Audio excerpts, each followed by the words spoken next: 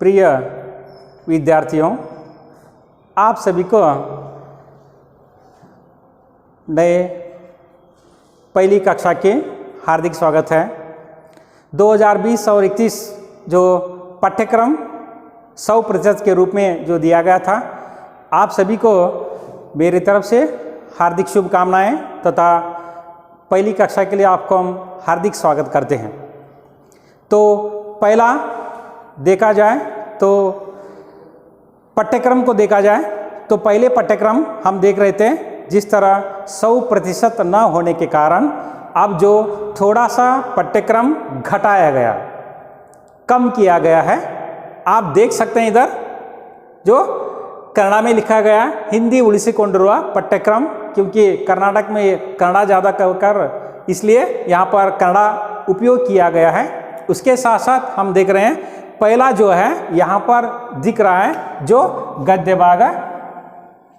इस गद्य भाग में पहले कुल मिलाकर 8 पाठ दिया गया था, मगर अब उसको घटाकर केवल 5 पाठ लगाया गया, ताकि आपका पाठ्यक्रम के अनुसार जो पीयू बोर्ड की पाठ्यक्रम के अनुसार ताकि तकलीफ ना हो, इसलिए यहाँ पर 3 पाठों को घटाया गया है।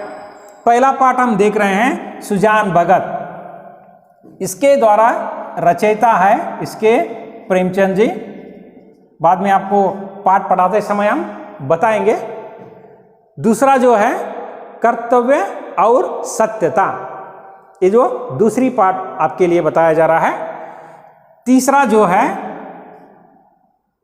गंगा मैया से साक्षात्कार करना, जो लेखक खुद यहाँ पर गंगा को एक पवित्र माँ का रूप देकर यहाँ पर साक्षात्कार करने की कोशिश किया है। इस पूरी पाठ में पढ़ते समय हम पूरी उस कहानी को देखा जाएगा इसको। और चौथा है एक कहानी यह भी, यहाँ पर खुद लेखिका अपनी जीवन की कथाओं को हमारे सामने सुंदर रूप से प्रकट करने की कोशिश किया है और अपने ही खुद जीवन की बहुत सारी कहानियों को और घटनाओं को हमारे सामने प्रकट करने की कोशिश किया है। इसको हम पाठ पढ़ते समय आपको स्वरूप से स्वच्छंद रूप से देखा जाएगा। इस पाठ का नाम है एक कहानी यह भी है। और 5वां नंबर है भारत रत्न विश्वेश्वरैया, जो सबसे बड़े महान व्यक्ति, कर्नाटक के सबसे महान तंत्रज्ञान के रूप में बड़े ही इंजीनियर नाम से जाने जाने वाले विश्वेश्वरैया जी, उनके बारे में आप शायद इससे पहले बहुत सारे पाठ पढ़े होंगे कन्नड़ा में या अंग्रेजी में या प्रौढ़शाला शिक्षक में, मगर यहाँ पर आपको पढ़ाई के लिए उनकी जो विशेषताओं को ऊपर जन्म से लेकर उनकी पूरी जीवन की कहानी हमको बताने की कोशिश किया जा रहा है। वो भी आप हिंदी में इसको जो है 5वां पाठ के रूप में हम देख लेंगे।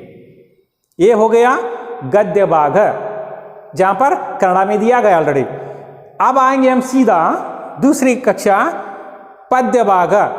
वो भी क्या है? मध्यकालीन पद्य भाग हम बोलते हैं, जो यहाँ पर प्रमुख रूप से दास लोग आ जाते हैं, जैसे हम कबीरदास, तुलसीदास, रैदास और सूरदास, ऐसे महान महान कवियों को देख सकते हैं। क्योंकि हम पुराने पद कह सकते हैं, नई पद के रूप में लेने वाले हुए मध्यकालीन साहित्य में लिखे जाने वाले इस जो कविताओं को मध्यकालीन काव्य से नामा जाता है, इसलिए यहाँ पर दिया गया है पद्य भाग, मगर मध्यकालीन के रूप में।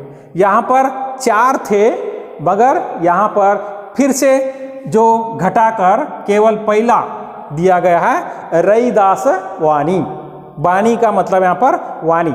रैदास अपने बहुत सारे कविताओं के जरिए हमको कुछ संदेश देने की कोशिश किया है, मगर उसके साथ साथ यहाँ पर भी आपको पाठ्यक्रम में रैदास जी की बहुत सारे प्रमुख कृतियों को यहाँ पर दिखाकर उनकी विचारों को स्पष्ट करने की कोशिश कर रहे हैं, जो मध्यकालीन साहित्य के रूप में हम देख सकते हैं।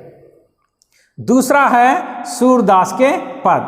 हम ये भी कहते हैं कबीरदास, सूरदास, रैदास और जो महान 4 कवियों में सबसे बड़ी चीज जो कबीरदास है, दूसरी कक्षा में यदि हम देख सकते हैं उसको हम सूरदास पद के रूप में देख सकते हैं। सही में 4 पद थे आपको, इसलिए उस जो पाठ्यक्रम को घटाकर अब केवल जो आपको पद के लिए 2 पद्य मात्र लगाया गया है। और हम सीधे आएंगे आधुनिक कविता।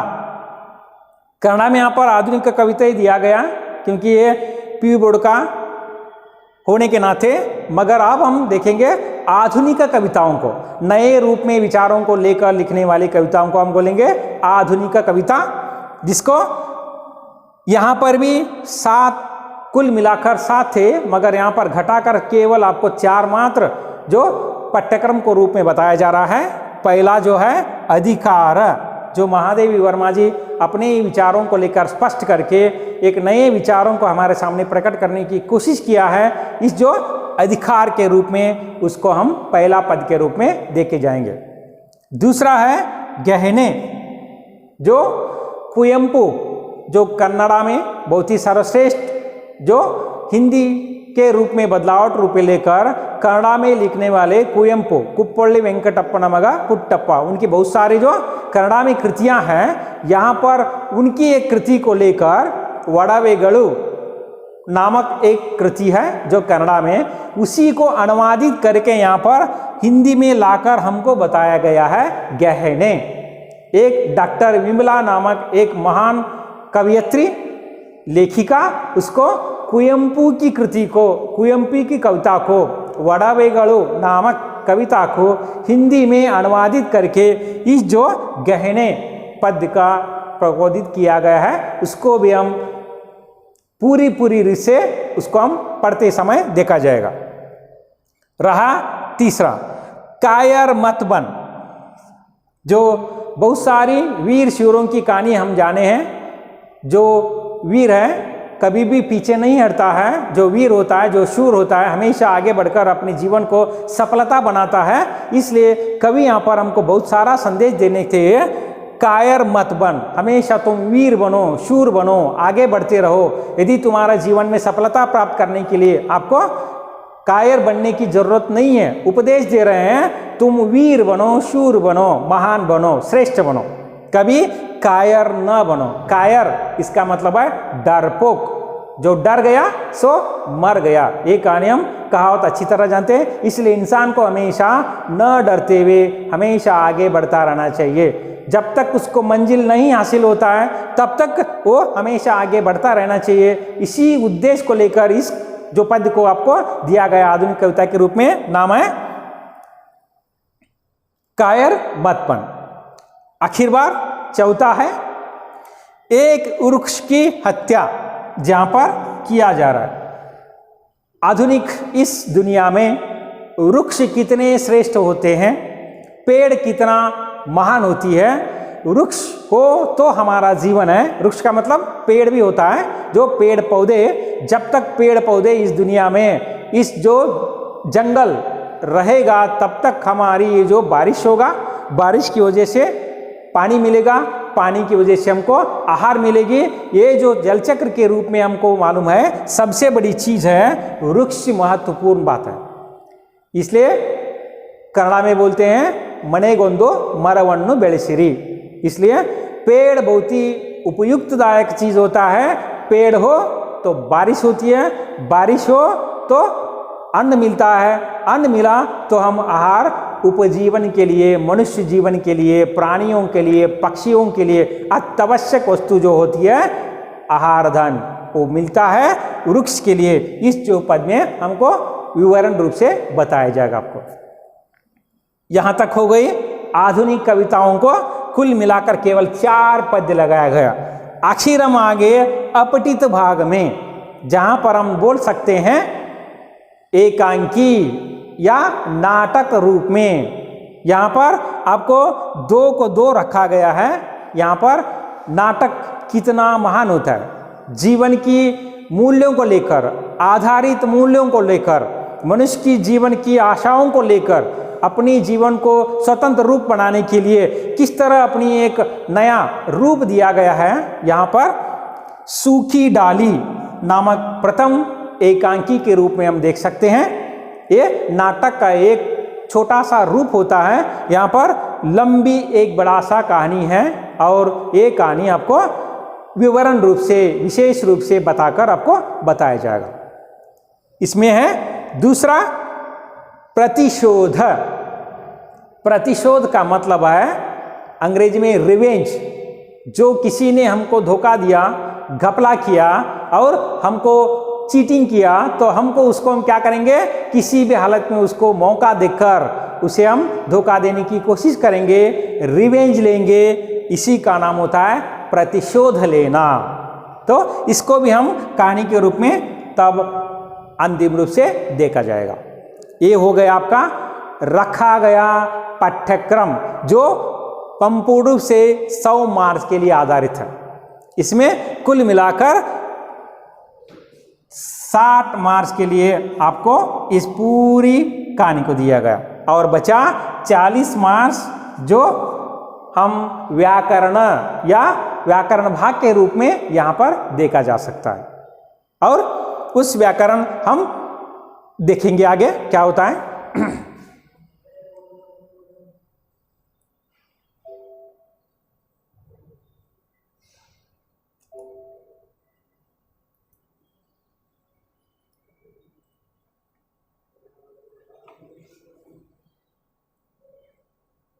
अब तक हमने देखा जो निकाला गया है और तगेदिरुव पाठ्यक्रम कर्नाटक पीयू बोर्ड होने के नाते कन्नड़ा में दिया गया है। यहाँ पर हम देख लेंगे यहाँ पर संपूर्ण रूप से जो जो आपको सिलेबस निकाला गया यहाँ पर हम संपूर्ण रूप से देख सकते हैं। हाँ, ये रही आपको नजर। जो पहला था पिछली साल पूरे 10 सालों से इन पूरी सिलेबस जो पाठ्यक्रम हम बोलते हैं वो था, मगर इस साल जो मुसीबतों की वजह से, समस्याओं की वजह से इस पाठ्यक्रम को घटाया गया है। आपको सिलेबस के लिए नहीं है, जो निकाला गया है यहाँ पर आप देख सकते हैं। पहला पाठ चीफ की दावत, दूसरा जो है भोले राम का जीव, ये आपको बिल्कुल जरूरत नहीं है, और तीसरा है यात्रा जापान की। ये तीनों आप पढ़ने की जरूरत नहीं है, केवल आप पढ़ेंगे अब तक जो मैंने पिछले जो पढ़ा था। ये आपको सिलेबस के लिए बिल्कुल नहीं है, पाठ्यक्रम नहीं है। और मध्यकालीन में मैंने कहा कुल 4 थे, यहाँ पर और 2 निकाला गया है और वो रहीम की दोहे और बिहारी की दोहे, इन दोनों को निकालकर आपको पाठ्यक्रम घटाया गया, कम कर गया। आपको ये सिलेबस के लिए बिल्कुल नहीं है। और आखिर बार आते हम आधुनिक पद्य में, फिर से भारत की धरती और हो गई पीर पर्वत सी, ये पूरी की पूरी पाठ्यक्रम जो है दिया गया है आपके लिए नहीं है। इस साल मात्र जो आपको समस्याओं की वजह से पूरी की पूरी पाठ्यक्रम निकाला गया है, ये पहले आप ध्यान से देख ले। और हम आगे बढ़ेंगे।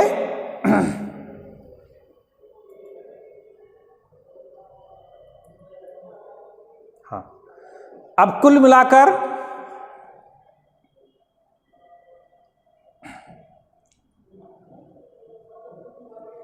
हमने जाना तो 65 मार्क्स के लिए ऑलरेडी हमने कुल मिलाकर कितने मार्क्स के लिए जी, 65 मार्क्स के लिए देखा है। व्याकरण है अभी 35 मार्क्स के लिए, कुल मिलाकर होगा 100। तो ये 100 मार्क्स पूरे होने के लिए हमको व्याकरण की जो यहाँ पर क्रम दिया गया है, इस व्याकरण के जरिए हम जो अंग्रेजी में ग्रामर बोलते हैं उसके जरिए इसको आप कंप्लीटली देख सकते हैं किस तरह आपका व्याकरण क्या क्या होता है। जो द्वितीय वर्ष के बच्चों को कोई तकलीफ नहीं होता है, क्योंकि ऑलरेडी हमने पिछली बार जो आपके प्रथम वर्ष में पीयूसी फर्स्ट ईयर में ऑलरेडी इन सभी को आप जान चुके हैं, मैं आपको खुद बताया हूँ। और उसी की वजह से कितने मार्क्सों की क्या क्या हंगामा होता है यहाँ पर बताने की कोशिश यहाँ पर जारी होता है। देखिए यहाँ पर आपके सामने स्क्रीन में बताया जा रहा है और देख सकते हैं। वाक्य शुद्ध करिए, और इस जो 4 भाग में वाक्य को एक सेंटेंस दिया जाता है, एक वाक्य दिया जाता है, वहाँ पर थोड़ी सी ग्रामर की मिस्टेक होता है, गलती होती है, उसको आप थोड़ा सा सुधार कर लिखेंगे। कुल 4 होते हैं और 4 होते हैं, आपको 1 अंक के लिए कुल मिलाकर 4 मार्क्स, 4 अंक। वाक्य शुद्ध करना है। जो गलत रूप से वाक्य को थोड़ा सा आपको मुसीबतें में डालने के लिए छोटी सी गलती वहां पर लिखा रहता है और 4 वाक्य शुद्ध करने की 4 वाक्य दिया जाता है और 1 वाक्य के लिए 1 अंक, कुल मिलाकर 4 अंक। समझ गए? दूसरा हम है रिक्त स्थान की पूर्ति कीजिए। अंग्रेजी में बोलते हैं फिल इन द ब्लैंक्स। आप प्रौढ़शाला में, प्राथमिक शिक्षा में ये करते आए हैं। पाठ के अंत में जो होते हैं उनमें आने वाले पाठ में ही रहने वाली कहानी को वहाँ पर अंत के रूप में जो बताया जाता है, इसको हम अंग्रेजी में फिल इन द ब्लैंक्स कहते हैं। हिंदी में और एक शब्द रिक्त स्थान भरिए। ये भी आपको 4 दिए रहते हैं।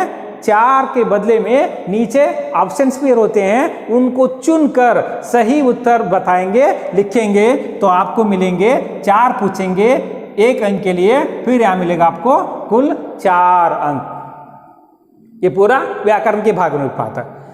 आगे आ जाते हैं हम कारक। इसमें होता है चिन्ह या उचित शब्द।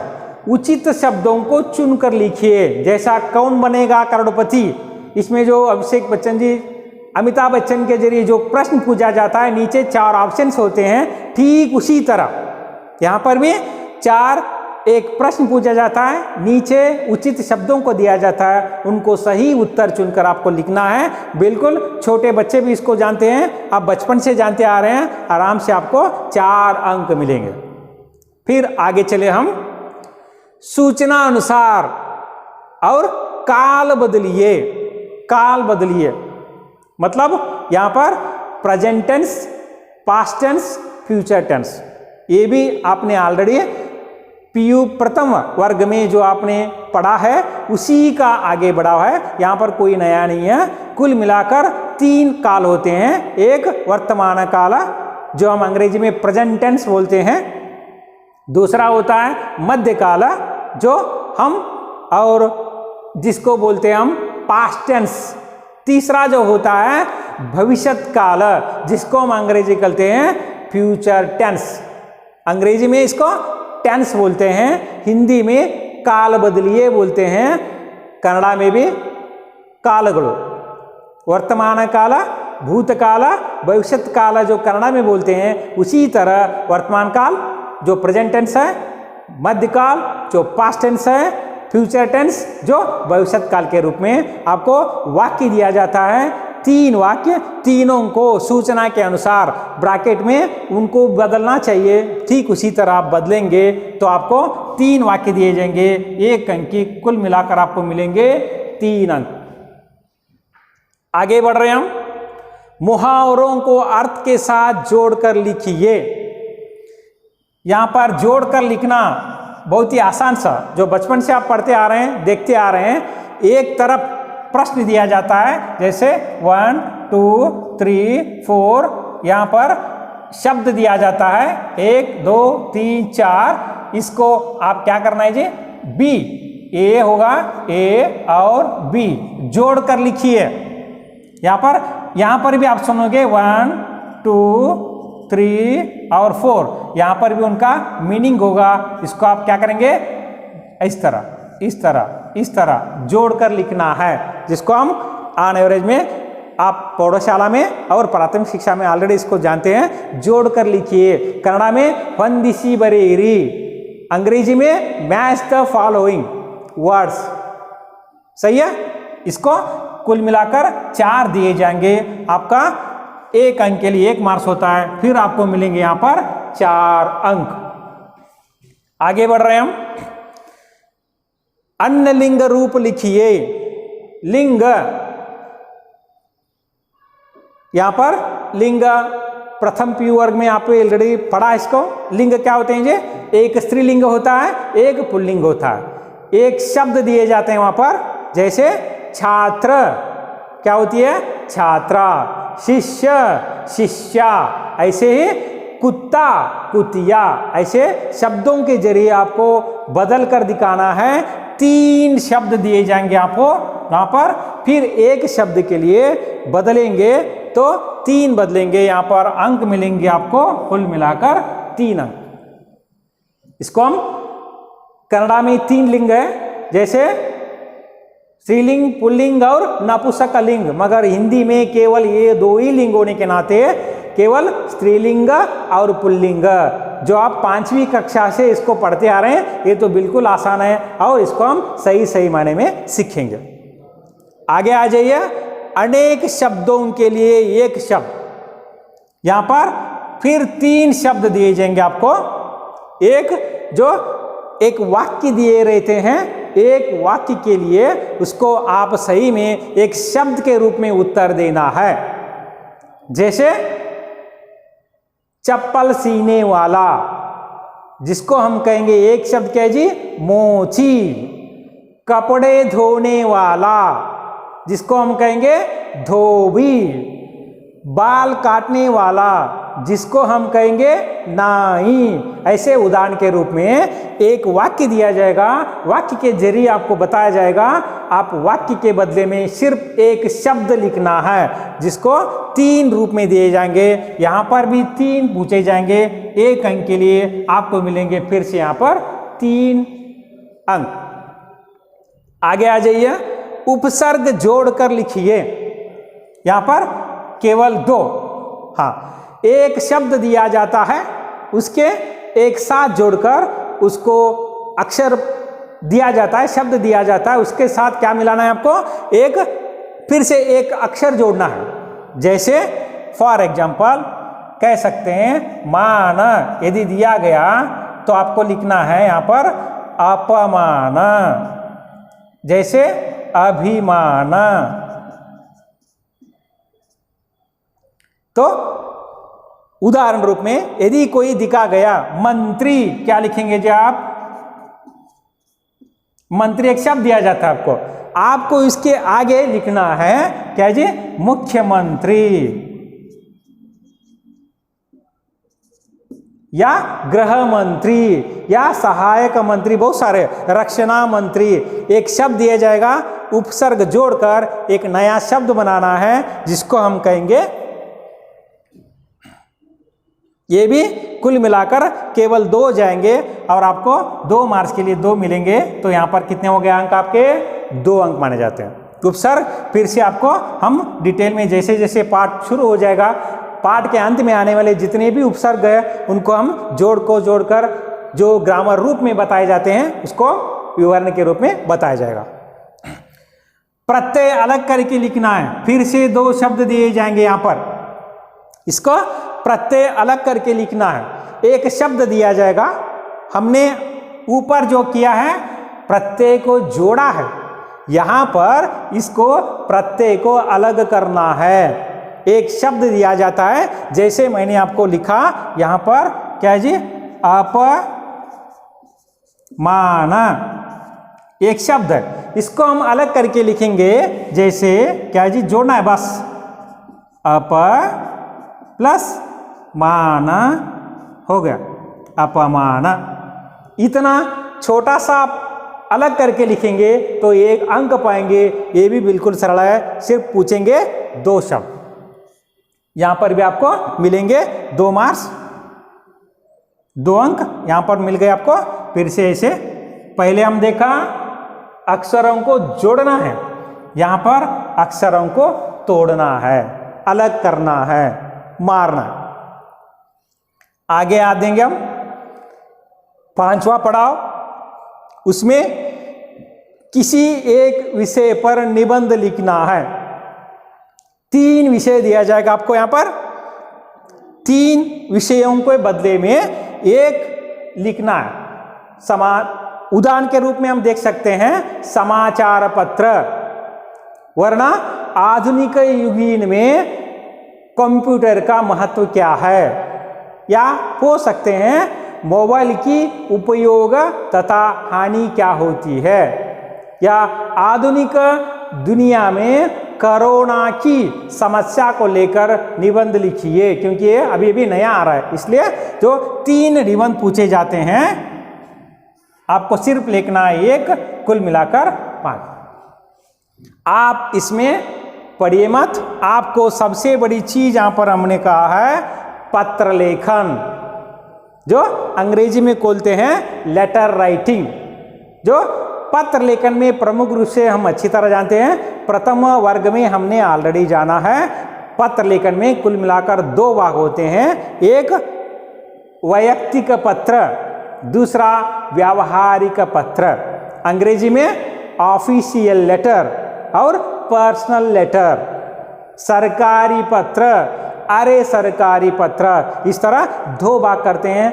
ऑलरेडी हमने इसको पढ़ा है, फिर भी इस बार आपको पत्र के लेखन के रूप में 2 में 1 लिखना है। आपको मिलेंगे यहां पर पूरा का पूरा 5 अंक।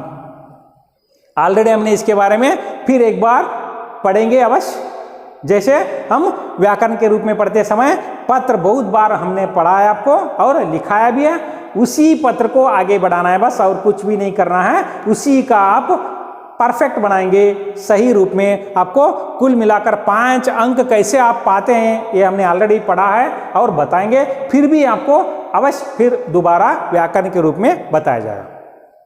अंत में और अपठित शब्दांशों में अनुवाद करना है आपको, अंग्रेजी में बोलते हैं ट्रांसलेशन।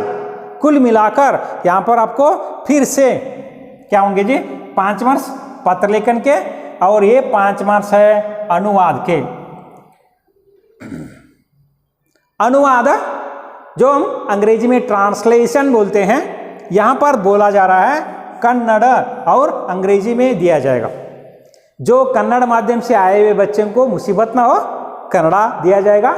इंग्लिश मीडियम से आने वाले, अंग्रेजी मीडियम से आने वाले बच्चों को मुसीबत ना हो, इसलिए अंग्रेजी में भी वाक्य दिया जाएगा। कुल मिलाकर 5 वाक्य दिए जाएंगे, आप उसको अनुवाद करना है हिंदी में। जैसे भारतो ಒಂದು सुंदरवाद देश, भारत एक सुंदर राष्ट्र है। जैसे सरल सरल वाक्यों का आपको अनुवाद के रूप में बताया जाएगा, इसलिए ये 5 वाक्य 1 मार्क्स के लिए 5 दिए जाएंगे। आपको लिखना है कुल मिलाकर 5, मिलेंगे आपको 5। ये अब हम आ गए पूरी की पूरी 100 मार्क्स की कहानी में। यहाँ पर हम बता रहे हैं तो ग्रामर जैसा हमने पढ़ा है प्रथम और पीयू में, वैसा ही द्वितीय में भी है, और आपको कोई डरने की जरूरत नहीं। आगे बढ़े।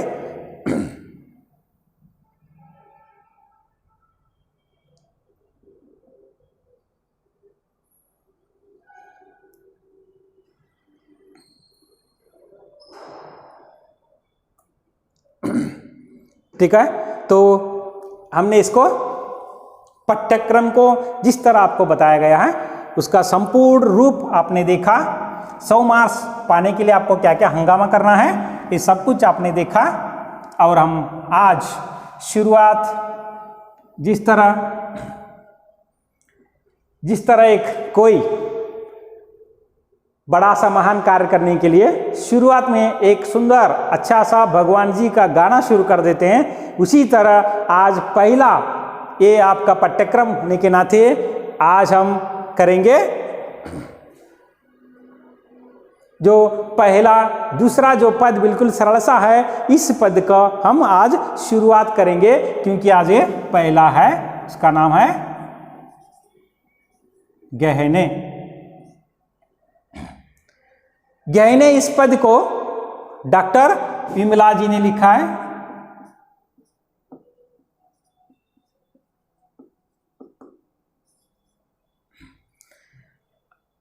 इससे पहले मैंने आपको सही में बताया ये पद जो गहने है ये कन्नड़ के प्रसिद्ध कवि कुवेंपु द्वारा रचित वाड़ावेगळु कन्नड़ की जो कविता है उसी को ये महान लेखिका ने, कवियत्री ने गहने रूप में आपको जो पाठ्यक्रम रूप में दिया गया है।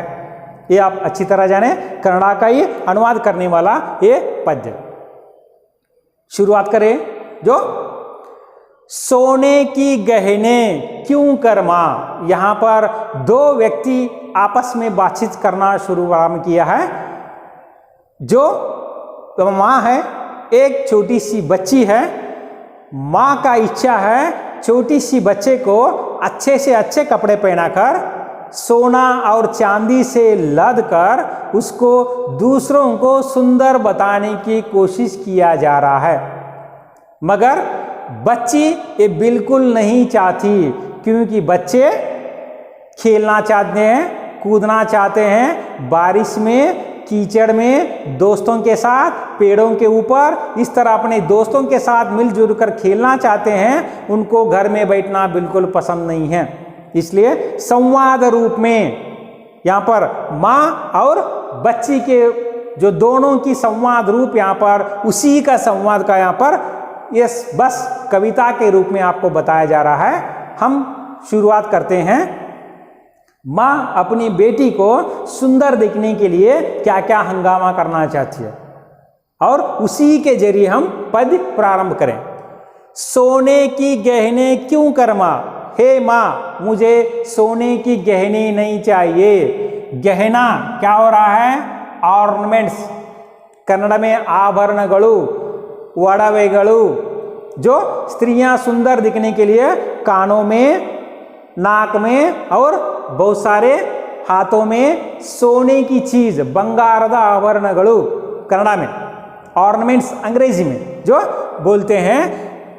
बच्ची माँ को कह रही है मुझे गहना नहीं चाहिए माँ, मैं ऐसे ही बिल्कुल खूबसूरत हूं। प्रश्नार्थक चिन्ह यहाँ पर माँ को बोल रही है। क्यों पहनना नहीं चाहती वो, क्योंकि उसको तकलीफ देती है। तकलीफ हम बोल सकते हैं कष्ट, मुसीबत, समस्या। क्यों पहनना नहीं चाहती है जो, क्योंकि उसको पहनने से उसको तकलीफ देती है। तकलीफ क्यों जी, हम सोच सकते हैं यहाँ पर सोना पहनने से सुंदर लगेंगे, उस बच्ची को तकलीफ क्यों हो रहा है, क्योंकि उसके अंदर की बात बिल्कुल अलग सा। छोटा सा बच्चा यदि सोना पहनेगा तो मुसीबतें बहुत सारे आएंगे। क्या हो सकती है, पहचानिए थोड़ा। पहला, सोना कोई चुरा कर ले जा सकता है। दूसरा, कोई इसको यदि सोना सही में रहा, लड़की कोई किडनैप करके ले जाकर उस जो बच्ची को कुछ मुसीबतें डालकर या हत्या करके उस सोने को चुराने की कोशिश करेंगे। तीसरा, चोरी हो जाएगा। इसलिए छोटी सी बच्ची होने के लिए मैं बिल्कुल सोना नहीं चाहती, क्योंकि मुझे तकलीफ देती है। तकलीफ क्या है जी, खो जाने की डर, मुसीबत आने की डर, चोरी होने की डर, और उसकी समस्या इसलिए है ताकि उसको तकलीफ देती है। आगे, इसलिए मुझे नहीं चाहिए माँ। क्या नहीं चाहिए उसको, गहने नहीं चाहिए। क्यों नहीं चाहिए, क्योंकि उसको तकलीफ होती है। तकलीफ का अंदर की बात हम नहीं जाना। तकलीफ क्या होती है जी, जो कष्ट होता है वो कष्ट क्यों आती है, क्योंकि वो चोरी हो सकती है और खो जा सकती है, कोई उसको चुरा कर ले जा सकता है। इसलिए बच्ची नहीं जानती मुझे नहीं चाहिए माँ। तीसरी, रंगीन कपड़े, और माँ उसको रंगीन कपड़े पहनाना चाहती है। रंगीन कपड़े, रंग बिरंगे कपड़े, हमको यहाँ समझना चाहिए। ये रंग बिरंगे कपड़े क्या होते हैं जी, कलरफुल नए कपड़े। रंगीना असल में कलरफुल होता है अंग्रेजी में।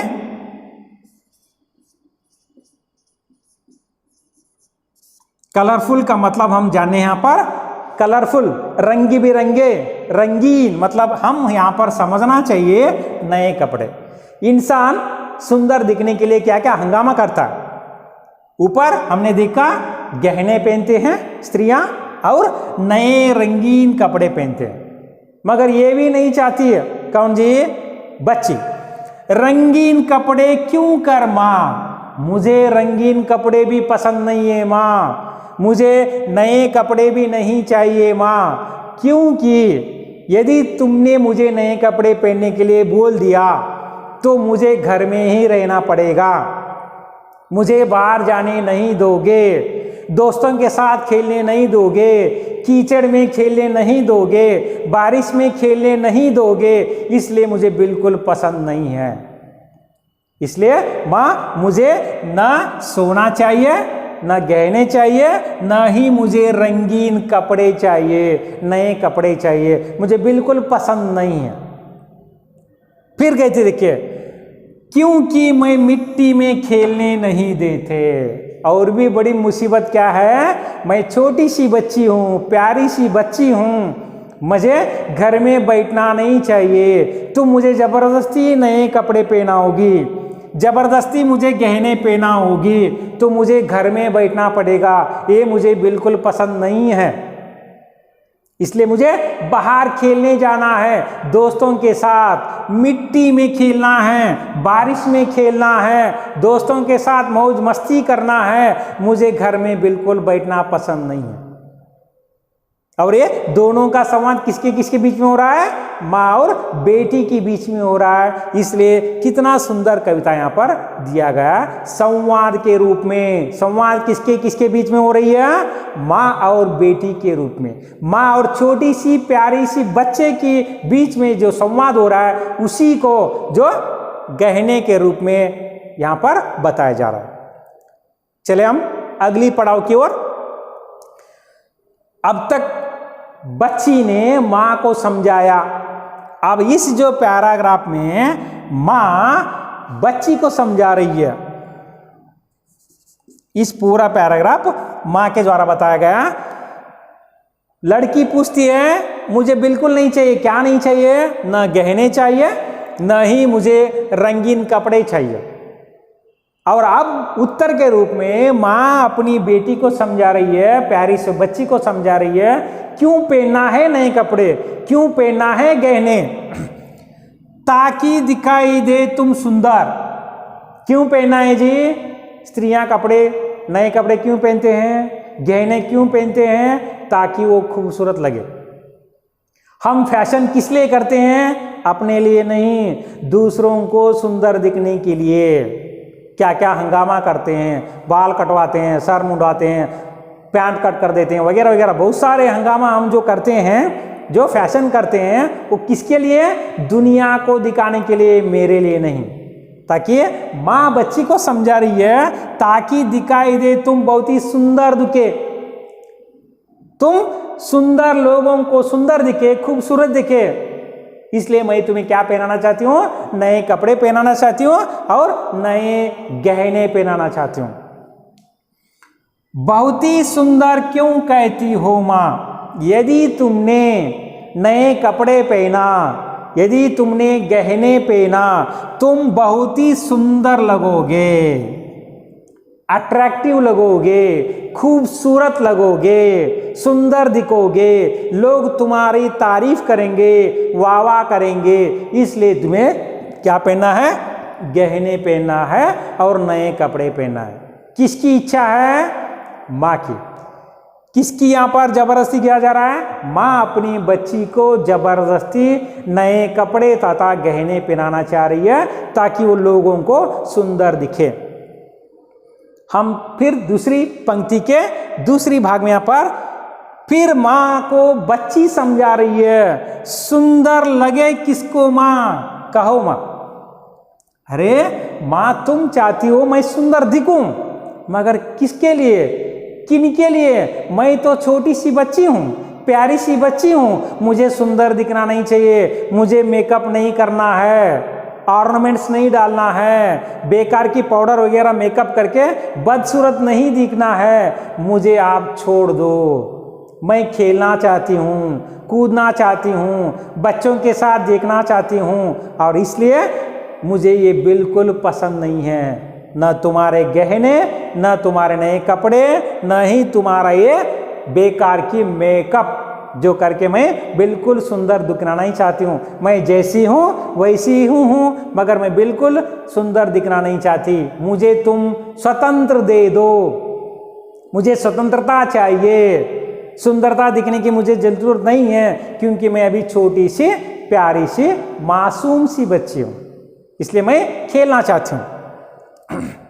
फिर माँ अपनी बेटी को समझाने की कोशिश कर रही है, क्यों दिखना है, क्यों नए कपड़े पहनना है, क्यों रंगीन कपड़े पहनना है, क्यों गहने पहनना है। उत्तर के रूप में माँ बच्ची को समझा रही है ताकि देखने वालों को लगता है सुंदर। तुम्हें जो कोई भी देखेगा, तुम्हें जो कोई भी देखना चाहता है, तुम प्यारी सी सुंदर सी लगो। इसलिए हे बच्ची, हे प्यारी सी बच्ची, तुम नए कपड़े पहनो, नए गहने पहनो ताकि लगो तुम सुंदर। दूसरों को देता है आनंद। आनंद का मतलब है खुशी।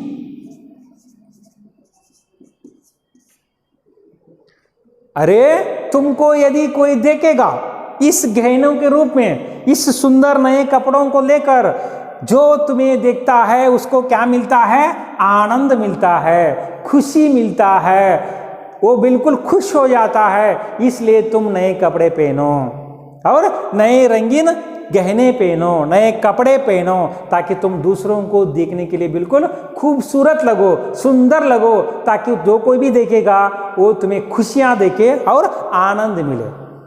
अंतिम पंक्ति के फिर बच्ची अपनी माँ को समझाने की कोशिश कर रही है, नहीं मगर मुझे बनता है बड़ा सा बंधन। बंधन यहां पर देखिए, बंधन क्या हो रहा है? मुसीबत, कष्ट, तकलीफ।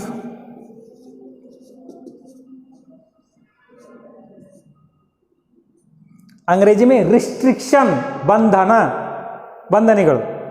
इसलिए हे माँ, मैं नए कपड़े पहनना नहीं चाहती, मैं गहने पहनना नहीं चाहती, क्योंकि मुझे ये बंधन सा लगता है, मुझे रिस्ट्रिक्शन जैसा लगता है। मैं घर में छिप कर बैठ नहीं सकती, मैं अपनी दोस्तों के साथ, सहेलियों के साथ, छोटे छोटे मासूम बच्चों के साथ मैं खेलना चाहती हूँ। मुझे ये बिल्कुल पसंद नहीं है।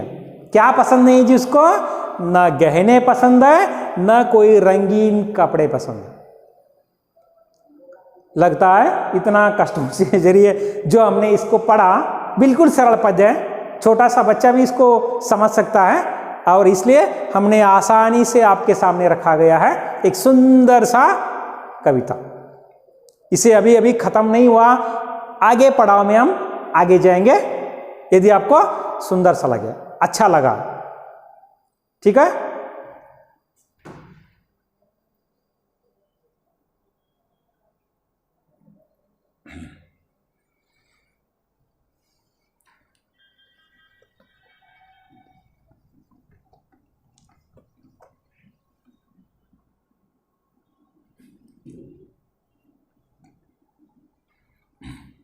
अभी कहानी खत्म नहीं हुई, दोनों की संवाद अभी खत्म नहीं हुआ, कविता अभी खत्म नहीं हुआ। क्या है अंतिम इच्छा, अंतिम उद्देश्य क्या है इस कविता का? अंतिम उद्देश्य क्या है डॉक्टर विमला जी का? अंतिम उद्देश्य क्या है, ध्येय क्या है, और क्या कहना चाहते हैं इस कविता के द्वारा? कोई भी कहानी, कोई भी कविता, कोई भी नाटक, कोई भी उपन्यास कोई रचनाकार लिखता है तो उसको एक मूल उद्देश्य होता है, न कोई उसको टाइम पास के लिए, समय बिताने के लिए। तो अंतिम रूप जो पड़ाव जो हम बोलते हैं, जो क्या कहता है, क्यों चाहती है वो, तो अंतिम पड़ाव हम यहाँ पर फिर से तीसरी भाग में, पद्य भाग में तीसरी भाग जो बोलते हैं वहाँ से फिर से शुरू हो जाता है। मेरा यह बचपना, बचपना क्या हो रहा है जी? मासूम बच्चों को, हम भी बचपने में पले थे, अब हम बड़े हो गए हैं, बुजुर्ग होंगे, बड़े हो जाएंगे, मर जाएंगे। हर कोई एक चार जो घटना है, बचपना मतलब छोटे से बच्चे जो मासूम होते हैं उनको बचपना। तुम्हारा ये मातृत्व, मातृत्व कन्नड़ा शब्द माँ का प्यार,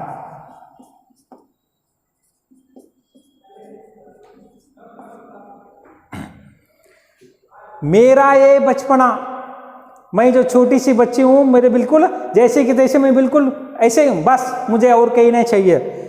तुम्हारा ये मातृत्व, माँ का प्यार, मुझे बस और कुछ नहीं चाहिए। न मुझे नए कपड़े चाहिए, न मुझे गहने चाहिए, न मुझे सुंदर देखने के लिए मेकअप चाहिए, मुझे कुछ भी नहीं चाहिए। बस तुम्हारा प्यार भरा, सत्य भरा, और इस जो प्यार मुझे मिले, जो और कुछ नहीं चाहिए। कौन कह रही है? बच्ची अपनी माँ को समझा रही है, इस दुनिया में मुझे कुछ भी नहीं चाहिए, मेरा बचपन यही सच है, यही सही है, सिर्फ सिवाय तुम्हारा प्यार मुझे बस काफ़ी है, और मुझे कुछ भी नहीं चाहिए। तुम्हारा ये प्यार भरा, ममता भरा प्यार मुझे मिले, ये मिले बिल्कुल काफ़ी है। आगे बोले, यही कहने हैं मेरे लिए माँ, मुझे और कोई गहना नहीं चाहिए, मुझे और कोई नए कपड़े नहीं चाहिए, तुम मुझे प्यार करो बस, तुम्हारा प्यार, मातृत्व, प्यार भरा माँ, जो तुम मुझे मिलो बस, मुझे इस दुनिया से कोई मतलब नहीं है। देखने वाला मुझे देखने पर खुशी उसको मिलेगी, तो मैं क्यों नए कपड़े पहनूं, मैं क्यों नए गहने पहनूं, मुझे सिर्फ और सिर्फ तुमसे मतलब है, तुम्हारा प्यार से मतलब है, तुम्हारे मातृत्व के मतलब है, सिर्फ मैं तुम्हारा प्यार मात्र चाहती हूँ, मुझे इस दुनिया कुछ भी नहीं चाहिए, बस प्यार चाहिए मुझे, तुम्हारी माँ का प्यार। जो पूरी दुनिया में माँ एक ऐसी चीज़ है जो किसी को हमेशा, चाहे वो छोटा बच्चा हो, बड़ा हो, बूढ़ा हो, चाहे कितना भी क्रूर बच्चा हो, कितना भी वो बेवकूफ़ लड़का हो, माँ उसको प्यारी करती है। चाहे वो पहला हो, चाहे वो 10वां हो, डुम्मा हो, पतला हो, काला हो, कुछ भी हो, माँ उसको बिल्कुल प्यार करती है। इसलिए माँ का प्यार बिल्कुल सागर जैसा होता है। मुझे इस दुनिया में कुछ भी नहीं चाहिए, सिर्फ और सिर्फ तुम्हारा प्यार चाहिए। कौन कह रही है? छोटी सी बच्ची, मासूम सी बच्ची अपनी माँ को समझाने की कोशिश यहाँ पर जारी है। आगे पढ़ाओ में हम जाएंगे। फिर, मैं तुम्हारी गहना,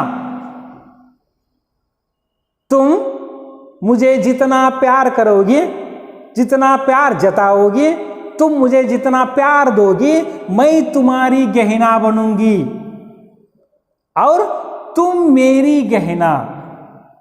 मैं तुम्हारी गहना हूं, मैं तुम्हारे लिए चाहिए और तुम मुझे गहना बन जाओ, मुझे और कुछ नहीं चाहिए, न नए कपड़े, न रंगीन कपड़े, न कोई आभरण, न कोई मेकअप, कुछ भी नहीं चाहिए, बस तुम्हारा प्यार मुझे गहना है और मेरा गहरा तुम्हारा प्यार मुझे गहना। आपस में बस तुम्हारा प्यार मुझे चाहिए, मेरा प्यार तुम्हें चाहिए, ये गहने की जरूरत हमें बिल्कुल नहीं चाहिए।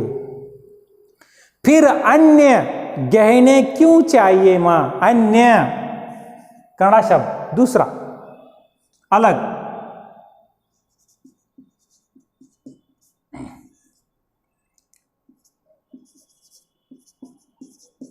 अरे जब तक तुम मुझे प्यार करोगी, जब तक तुम मेरे पास हो, जब तक तुम्हारा प्यार मेरे पास हो, मुझे इस दुनिया से कोई मतलब नहीं है, किसी का भी मतलब नहीं है, सिर्फ और सिर्फ तुम्हारा प्यार चाहिए। तुम मेरी प्यार हो, मैं तुम्हारी प्यार हो, यही दोनों गहने हैं। मैं तुम्हारी गहना बनूंगी, तुम मेरी गहना बनो, बस अलग इस दुनिया में अलग कोई नहीं चाहिए, दूसरा कोई बिल्कुल हमें नहीं चाहिए, बस यही चाहती हूं मैं। इस पूरी पद से हमको जाने जाते हैं यहां पर जो डॉक्टर विमला, जो पहले मैंने कहा कुवेंपु द्वारा लिखित कविता डॉक्टर विमला जी ने लिखकर जो माँ और बच्ची का प्यार कैसा होता है ये समझाने की यहाँ पर पूरी की पूरी भरपूर प्रयास किया गया है। और इसलिए इस पद से हम अच्छी तरह जानते हैं, इस पूरी पद अपने आप तक पढ़ा, इसका उद्देश्य क्या होता है, कवि का आशय क्या है, कवि का इच्छा क्या है, ये जानना बहुत ही जरूरी है। कवि चाहता है ताकि इस दुनिया में सबसे बड़ी यदि कोई चीज है वो माँ है, माँ का प्यार है, प्यार भरा बातें हैं, प्यार भरा खाना है, प्यार से 2 खाना बूंद पानी भी देगी, प्यार से खाना भी देगी, अमृत के समान लगता है। माँ का जो निवाला, माँ का जो हाथ होती है, हाथों से जो खाना खिलाया जाता है वो बिल्कुल अमृत के समान होता है। इस पूरी जो हम पद से किसको जानते हैं? माँ की प्यार के सामने इस दुनिया में चाहे कितना भी बड़ा हीरा हो, डायमंड हो, पैसा हो, सोना चांदी हो, वो बिल्कुल व्यर्थ है, बेकार है। इस सब से भी श्रेष्ठ क्या है? माँ है और माँ का प्यार। इसलिए इस छोटी सी पद के जरिए हमने जो पढ़ा, और यही इच्छा है जो डॉक्टर विमला का हो, चाहे वो डॉक्टर जो कुवेंपु, जो सर्वश्रेष्ठ कन्नड़ के जो कवि के रूप में जाने जाते हैं। यहाँ पर थोड़ा सा कठिन शब्द, मतलब आपको कोई कठिन नहीं है जी, फिर भी देख लें हम। तकलीफ मैंने ऑलरेडी बताया है, कष्ट, बंधन, रुकावट, मुसीबतें, समस्या। और अब तक हमने पढ़ा, और पढ़ते पढ़ते, और पढ़ना उतना ही नहीं जी, क्योंकि आपके लिए एग्जाम भी लिखना है। जितना प्यार से हमने पढ़े उतना ही प्यार से हमको अभी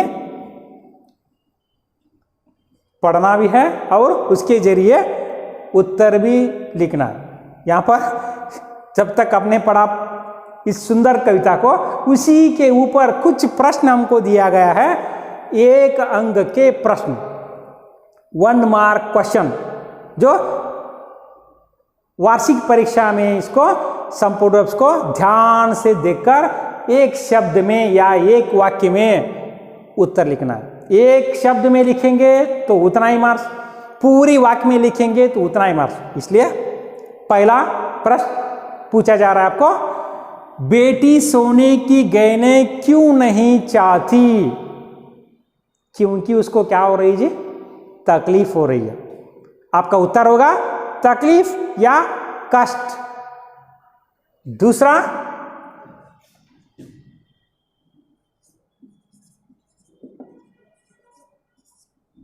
या कष्ट। दूसरा प्रश्न, बेटी रंगीन कपड़े पहनने से क्यों इनकार करती है? क्योंकि उसमें किसमें खेलना है? मिट्टी में खेलना है। आपका उत्तर है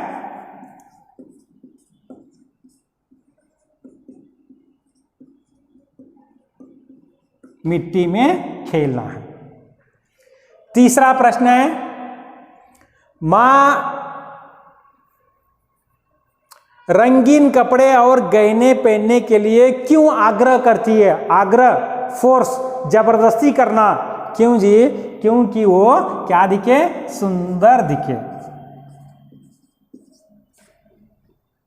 चौथा है, बेटी को क्यों सुंदर दिखना है? क्योंकि दूसरों को देखने के लिए क्या मिले? आनंद मिले, खुशी मिले।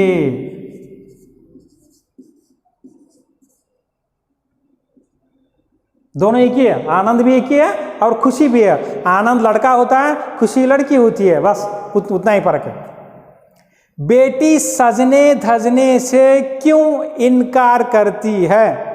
क्योंकि उसको क्या लगता है? बड़ा सा बंधन महसूस होता है, तकलीफ होता है, कष्ट होता है, मुसीबत होती है, इसलिए उसको नहीं करना। क्या नहीं पहनना है? गहने और ना कोई नए कपड़े। बेटी किन्हें गहना मानती है? किसको जी? बिल्कुल सरल, छोटा बच्चा भी जानता है। किसको? माँ को। और माँ और बेटी एक दूसरे के लिए क्या बनते हैं? क्या बने हैं? गहना,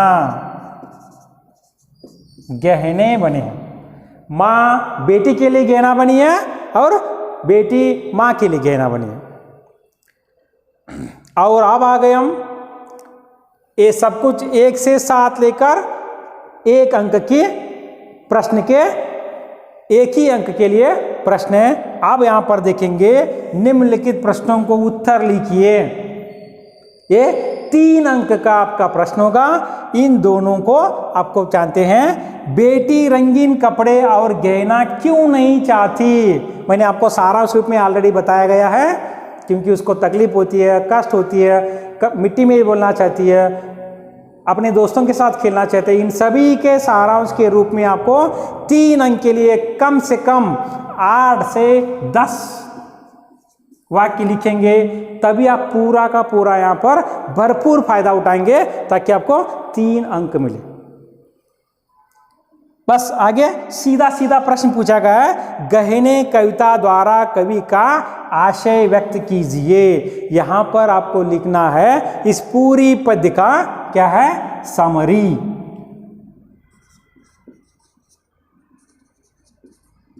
समरी का मतलब क्या है जी, सारांश।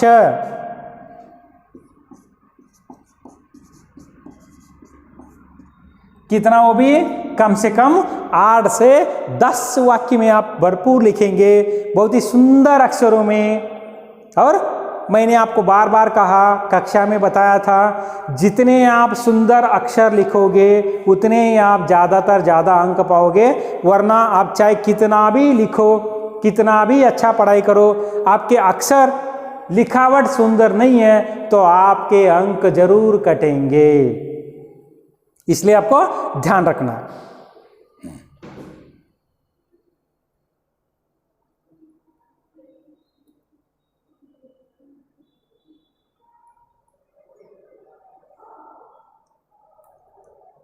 ठीक है, तो आज के लिए इतना ही ऑलरेडी हमने जाना है, जितना आपको सिलेबस बताया गया है, जो कुल मिलाकर 5 पाठ, 2 पद, 2 पद और एक 2 अपठित वाक्य के लिए। फिर से हमारी मुलाकात ऐसे ही होती रहेगी। और आगे जो पढ़ाई के लिए आपको शुभकामनाएं, जो भविष्य में आपको वार्षिक परीक्षा हो रही है उसके लिए शुभकामनाएं। पहली जो पाठ्यक्रम के जरिए हमने जो छोटा सा एक पद जाना है उसको आप ध्यान से पढ़ना है और उसके सही सही मायने में उत्तर लिखकर आपको लिखना। ठीक है, धन्यवाद। हमारी और तुम्हारी इसी तरह मुलाकात होती रहेगी और अच्छी तरह पढ़ाई करते रहो। जब भी आपको मुसीबत हो तो हम फिर से आपको अगले अवधि में या पीरियड में आपको बताते रहेंगे। बहुत बहुत धन्यवाद।